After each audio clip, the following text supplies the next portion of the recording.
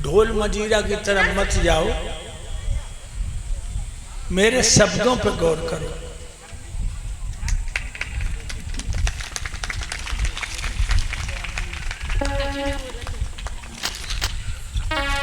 ये हमारी बेटी है,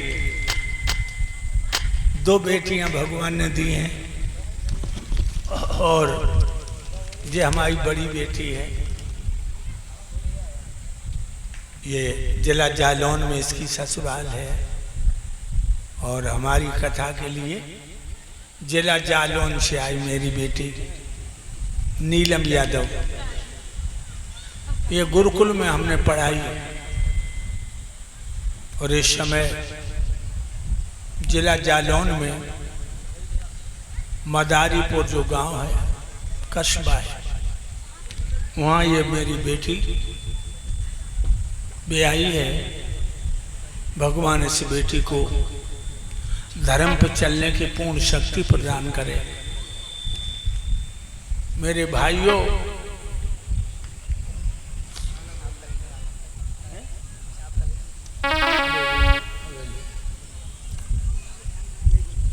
तो ये मानव का शरीर जो मिला है ये बहुत कीमती है। जाकी कदर करो। और जाकी कदर क्या है जानते हो? सुबह शाम आंखें बंद करके अपने प्राणों के प्राण प्रभु का ध्यान करो, गरीबन की मदद करो, गरीबों को भोजन कराओ। जनाए के आधार गद्दी पे बैठ गए तो सांसा के बच्चे हो गए, दूसरों को उपदेश दे रहे हैं कि गरीबों की मदद करो, वो आधार खुद ही गरीबों की तरफ नहीं देखते हैं। तो ध्यान रखना लोगों, तुम्हें तो नरक जब तक मिलेगा, हमें सर्वस्व नरक में ही मिलेगा, याद रखना। इसलिए कथनी और करने में भेद नहीं होना चाहिए। भाइयों, हमारी बेटी नीलम ने गुरुकुल में शिक्षा ग्रहण की है। मैंने इनको गुजरात में पढ़ाया है और आज मेरी बेटी ससुराल में भी नाम को रोशन कर रही है, जो हमारे गले में माला डालकर सम्मान करती है। हेलो, आज तोले बरनी मेरी दीदी की पीरन, ध्यान बिसर नहीं जाए। और नीलम दीदी सभा में आए के आज गुरुवर को करती सम्मान।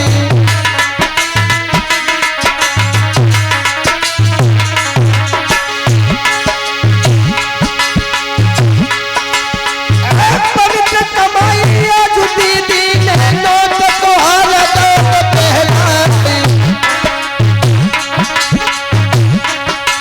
और सदा सुखारी पहना रही है तो रक्षा करे श्री भगवान।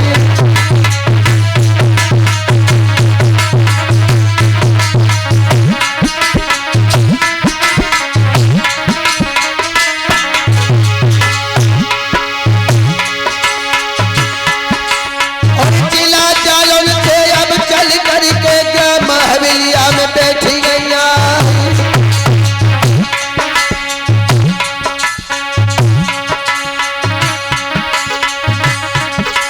और भावना दीदी की बरनी है 501 नोट देगा।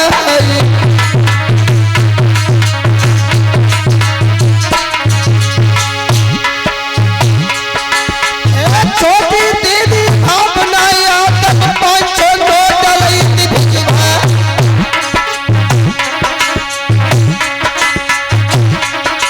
और पवित्र कमाई मेहनत वाली आज गुरुवर को करती सम्मान।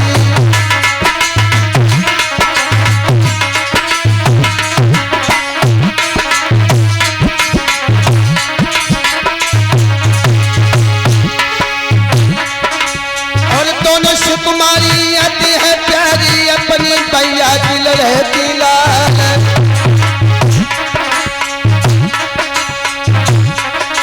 और जुग जुग जियो अमर पद भोग तो रक्षा करे शारदा माई।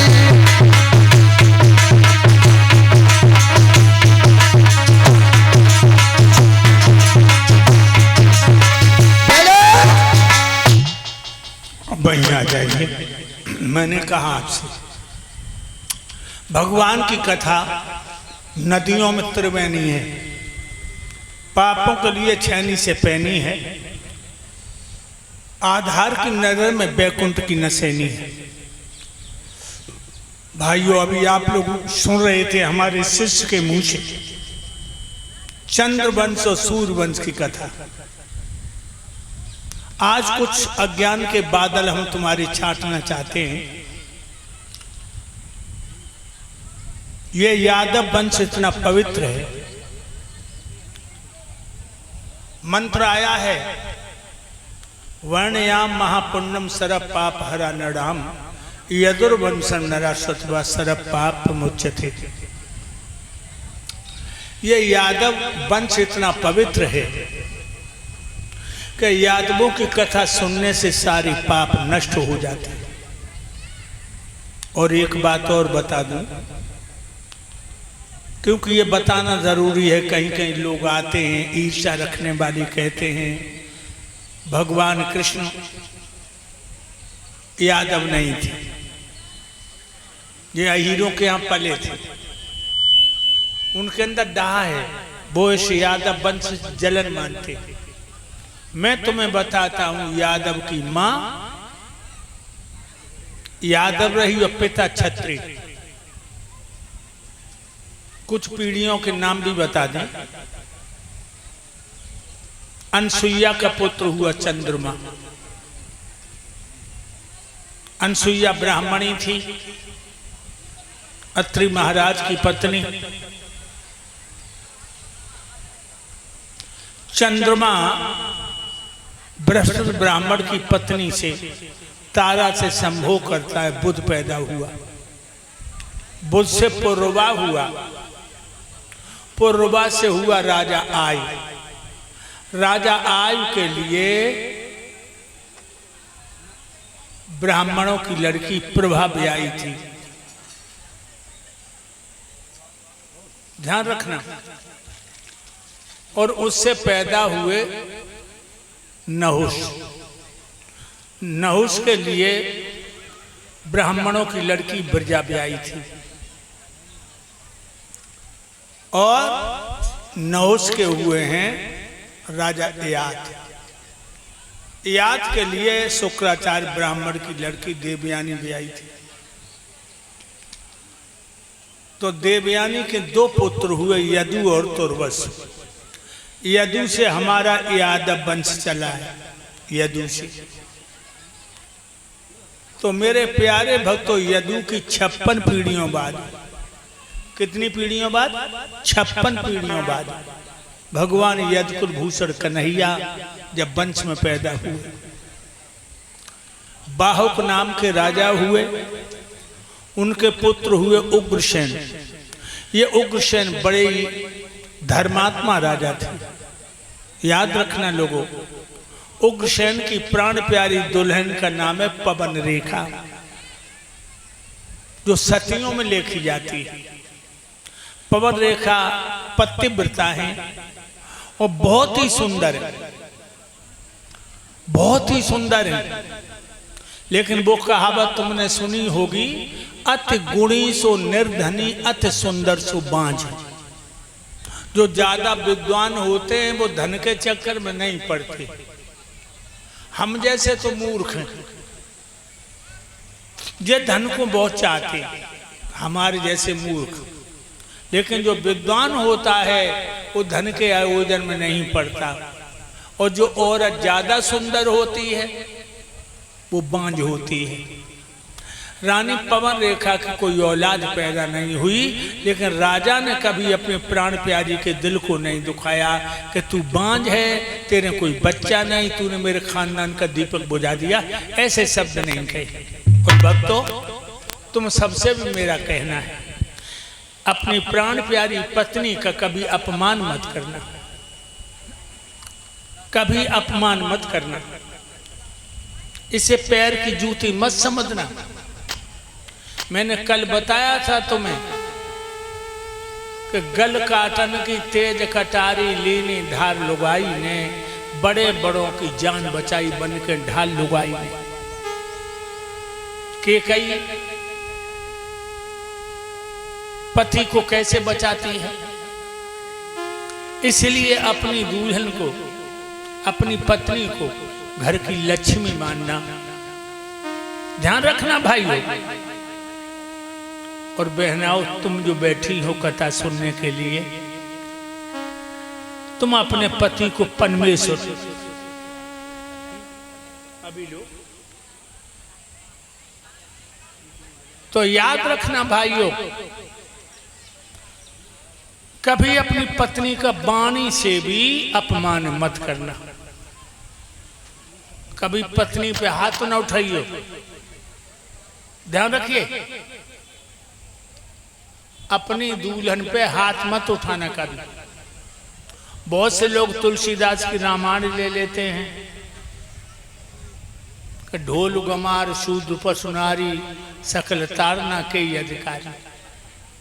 लेकिन तारण देखो तुलसीदास ने, प्रतारण ना लिखो। अगर प्रतारण लिखा होता तो मारते। उन्होंने लिखा तारण।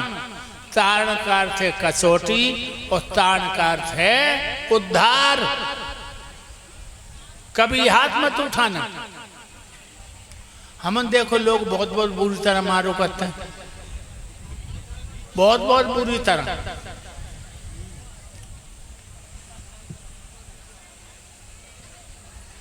जिला बाराबंकी में हमारी कथा हो रही, लखनऊ से आगे। सुबह ये लड़का चिमटा बजा रहे साथ रहे, सुबह चले शौच के लिए। सो भक्तों देखो, एक आदमी अपनी औरत को मारे। मारे कैसे? जैसे घोड़ी के पांव बांधे जाते हैं, घोड़ी के पैर बांधे, दे लाठी देखो। हमने जैसे लेला, हम कमंडल ले ले, हम बचा लें, कसाई मारी डांटो है। जाने कहीं गुरुजी ढंगा न जाइयो, गुस्सा में तुम्हारी लाठी मार दी है। हमने कहा हमारे ना मारे लगे, तू कमंडल ले। हमने जो कमंडल दो और बाकी घर में घुसे जमा गए। ऐसे कसाई भी छुरी नहीं रखता अपने पर, जैसे तू मार रहा है। हाँ सोईबा ने लाठी फेंक दी। बोलो गुरुजी जब बात नहीं मानते। हमने कहा और तेरी तो एक ही नहीं मानते, और कहूँ हमारी दो में तो एक नहीं मानते। इसका मतलब ये नहीं है, इसका मतलब ये नहीं है। तो याद रखना लोगों, कभी अपनी पत्नी पे हाथ मत उठाना। वैसे इन पे गलती तो हो जाते, इन पे गलती तो हो जाते है, लेकिन मारना नहीं। इन्हें ए पानी पिलाने वाले, ए पीला कुर्ता, हमारी बात सुनो। आप पानी पिलाओगे तो यहां से वहां तक सब प्यासे बैठे। हमारी कथा नहीं हो पाएगी, इसीलिए रख दो। जो पानी पिए तो यहाँ आके पानी पी जाए। तो भाइयों, मैंने बताया कि इन पे गलती तो हो जाती, लेकिन हाथ मत उठाना, प्यार से समझाओ। और मेरा दावा है, मार से नहीं मानेगी, प्यार से मानेगी, प्यार से।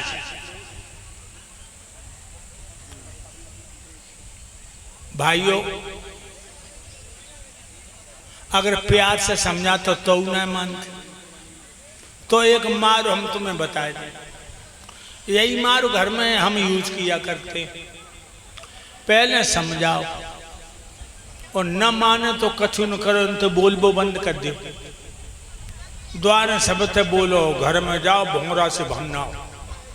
जो जान लेके रूठ गए और 2 दिन न बोलियो, तीसरे दिन तुम्हारी पाँव पकड़ लिया। अब की दाम मन जाओ, ऐसी गलती हम कबू नहीं करें। अब की दाम मन जाओ। भक्तों, जब औरत को पति रूठ जाते, तब न आंगन अच्छे लगे, न लली लला अच्छे लगे, न रोटी अच्छी लगे। हाथ मत उठाना। एक गीत सुना है तुमको, बड़ा सुंदर।